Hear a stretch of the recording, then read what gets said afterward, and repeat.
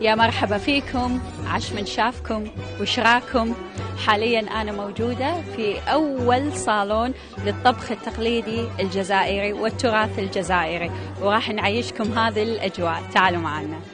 حجابي دام مدفول ورسمك عنده قيمة، راني باتلك مرسول واجبيني يا عاصمة. حجابي دام مدفول.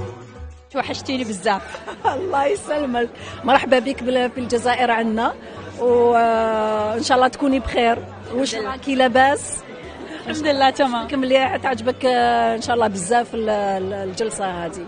كل شيء حلو، وايد حلو. أبيك تسولفي لي اليوم عن صالون الطبخ التراث الجزائري، واللي عرفت إنه هو الأول من نوعه في الكويت، والشغلات التراثية الموجودة فيه. ممكن تسولفي لي عنه؟ بمناسبة احتفال الكويت بالعيد الوطني حبينا نشاركوا بهذه المناسبة بطريقتنا، وهي تنظيم صالون الطبخ الجزائري التقليدي الأول، يعني طبعة الأولى إن شاء الله يكون طبعات ثانية بالكويت. إحنا كلينا الأكل الجزائري، أنت كليتي الأكل الكويتي، وشنو أحلى أكلة كليتيها؟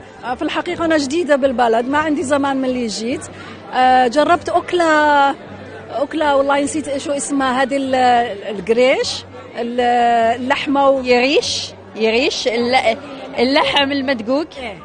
يريش جربته كثير، يعني طيب بزاف.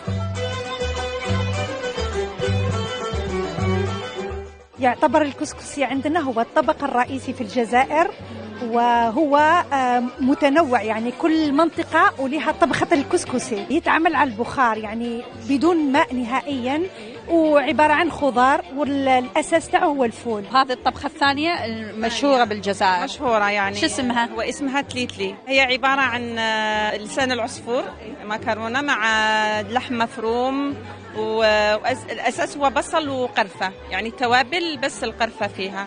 هذه طبخك صح؟ راح أذوق وقيم. يلا قيمي. إن شاء الله يعجبك.